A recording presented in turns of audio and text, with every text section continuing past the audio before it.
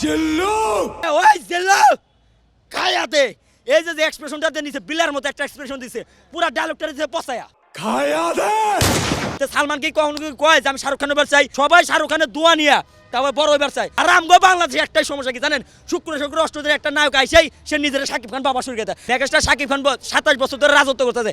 উনাকে সবাই কি বলে? সুপারস্টার, কেউ বলে মেগাস্টার, আবার কেউ বলে মনে করে ডালিউড বাদশা, কেউ বলে ডালিউড কিং। কিন্তু উনি কখনো ক্যামেরার সামনে কখনো নিজেকে এই সমস্ত ভাবে দাবি করে না। শুক্র অষ্টদিন ধরে কিছু নানা নাতির পুত্ররা আই ক্যামেরার সামনে দাঁড়ায় একটা সিনেমা কইরাই এমন একটা ভাব দেয় যে আই শাকিব খান। এই জিল্লু মাল দে। মানে এই যে টিজারে যা আহে রোজারিদের আগে টিজারটা ছাড়ছে, এটা কিন্তু মনে করেন আমরা যখন ভার্সিটিতে যাইতাম আমাদের স্যাররা কি বলতো জানেন? এই জিল্লু হোমওয়ার্ক নিয়ে আয়। আমরা যখন বাসে উঠতাম কন্ট্রাক্টারে মানে ড্রাইভার কন্ট্রাক্টার কি বলতো জানেন? এই জিল্লু ভাড়া উঠা। তারপরে কন্ট্রাক্টার আয় কইতো কি জানেন? এই মামা জিল্লু টাকা দাও।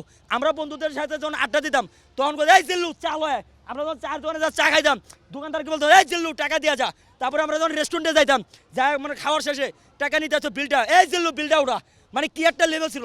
আর এই যে সিএম আহমেদের যে এই যে ওই জিল্লু খায়া দে। এই যে এক্সপ্রেশনটা দিছে বিলার মতো একটা এক্সপ্রেশন দিছে, পুরা ডায়লগটা দিছে পচায়া। না এখানে হচ্ছে আপনার রাক্ষসের যে ট্রেলারটা আমি দেখলাম, আমি প্রথম বলবো যেহেতু এটা মেহেদী হাসান হৃদয় ভাইয়ের সিনেমা, ওনার জন্য শুভকামনা। উনি আরও নিজেকে ডেভেলপ করুক, নিজেকে আরও বিশ্ববাজারে তুলে ধরুক। এবং সিয়াম আহমেদকেও দেখলাম অনেক উনি চেষ্টা করছে ভালো করার, ওনার জন্য শুভকামনা। কিন্তু ওনার কিছু ভক্ত আছে কিনা আমি জানি না, এরা ওনার ভক্ত। আমি কিন্তু সিয়াম আহমেদের অনেক ভক্তকে দেখছি, ওনারা খুবই নম্র ভদ্র সাবলীল, আমি তাদেরকে বলতেছি না। কিন্তু কিছু ভক্ত আছে যারা আয়াম মনে করেন যে এমন একটা ভাব দেয় যে আইকন হনু। একটা জিনিস আপনারা দেখেন, মেগাস্টার শাকিব খান 27 বছর ধরে রাজত্ব করতেছে। ওনাকে সবাই কি বলে? সুপারস্টার, কেউ বলে মেগাস্টার, আবার কেউ বলে মনে করে ডালিউড বাদশা, কেউ বলে ডালিউড কিং। কিন্তু উনি কখনো ক্যামেরার সামনে বা সোশ্যাল মিডিয়া বা অফলাইন কিং বা অনলাইনে কখনো নিজেকে এই সমস্তভাবে দাবি করে না। উনি একদম নর্মালভাবে প্রেজেন্ট করে।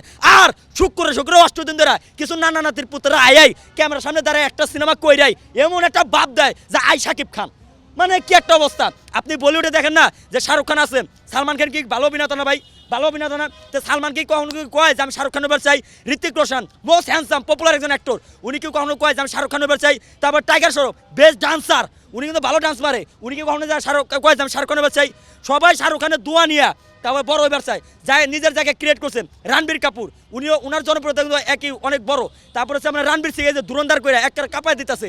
আর আমগো বাংলাদেশে একটাই সমস্যা কি জানেন? শুক্র অষ্টদের একটা নায়ক আইসাই সে নিজের শাকিব খান বাবা শুরু গেছে। আরে ব্যাটটা তুই তোর নিজের জায়গায় ক্রিয়েট কর, বেটা নিজের একটা অবস্থান তৈরি কর। কেন শাকিব খান হইতে হইব বেটা? শাকিব খানকে আজকে মানে একদিন দুই দিনে তৈরি হয়েছে, 27 বছর ধরে লিড দিতেছে, রাজত্ব করে আইতেছে। বেটা তোরা শুক্র অষ্ট না আয় শাকিব খান হইবার চাও না? মানে শাকিব খানকে তুমি বাপের মানে বাপ দাদার বাড়ির মুয়া নাকি যে যখন যা খুশি তাই খাইবা আর ওনার এনে ব্যবহার করবা? কি একটা অবস্থা ভাই। আর এই যে জিল্লু যে ডায়লগটা ছিল ভাই বসে যখন এই যে বরবাদ সিনেমার টাইমে, এই জিল্লু মাল দে। মানে এই যে টিজারে যা আহে রোজারিদের আগে টিজারটা ছাড়ছে, এটা কিন্তু মনে করেন আমরা যখন ভার্সিটিতে যাইতাম আমাদের স্যাররা কি বলতো জানেন? এই জিল্লু হোমওয়ার্ক নিয়ে আয়। আমরা যখন বাসে উঠতাম কন্ট্রাক্টারে মানে ড্রাইভার কন্ট্রাক্টার কি বলতো জানেন? এই জিল্লু ভাড়া উঠা। তারপরে কন্ট্রাক্টার আয় কইতো কি জানেন? এই মামা জিল্লু টাকা দাও। আমরা বন্ধুদের সাথে যখন আড্ডা দিতাম তখন কই এই জিল্লু চাল হয়। আমরা যখন চার দোকানে যা চা খাইতাম দোকানদার কি বলতো? এই জিল্লু টাকা দিয়া যা। তারপরে আমরা যখন রেস্টুরেন্টে যাইতাম যা মানে খাওয়ার শেষে টাকা নিতে আসছো বিলটা, এই জিল্লু বিলটা উঠা। মানে কি একটা লেভেল ছিল। আর এই যে সিএম আহমেদের যে এই যে ওই জিল্লু খায়া দে। এই যে এক্সপ্রেশনটা দিছে বিলার মতো একটা এক্সপ্রেশন দিছে, পুরা ডায়লগটা দিছে পচায়া। ডায়লগটা দিছে একবার পচায়া, মানুষ মারা জুত নাইকা। এখন মানে পাবলিকে যা যদি কয় এই জিল্লু মাল দে আয় মনে মজা লয়, ওই পেটটা তো উস্তাদের ডায়লগটা খাইয়া দিছে। মানে এই জন্য বলবো কিছু কিছু ডায়লগ আছে মানে এক ডায়লগ চাইলে কিন্তু এটা দেওয়া যায় না। আর শাকিব খান কিন্তু শাকিব খান, উনারা যদি আপনি একটা দুইটা লাইন সংলাপ লেখা উনারা দেন, উনি এমন একটা এক্সপ্রেশন এমন ভাবে একটা ডায়লগটা মারবে যে মনে করেন একবার ওটা কাঁপা হালাইব। আমরা দেখেন যারা শাকিব খানের ভক্ত, যারা শাকিব খানকে ভালোবাসে জেনুইন ভালোবাসে, তারা কখনোই শাকিব খানকে নিয়ে নেগেটিভ প্রচারণা করে না। বা যারা নেগেটিভ প্রচারণা করে তারা আসলে শাকিব খান না, শাকিব খানের শুভাকাঙ্ক্ষী না। এরা একটা বট গোষ্ঠী আছে, এরা চাইতেছে শাকিব খানের ক্যারিয়ারটাকে নষ্ট করতে, শাকিব খানের ক্যারিয়ারটাকে ধ্বংস করতে, শাকিব খানের পিছিয়ে রাখছে যাতে সে আর ভালো কাজ না করে। কিন্তু শাকিব খানকে বিগত 27 বছরে কেউ দাবায় রাখতে পারে নাই।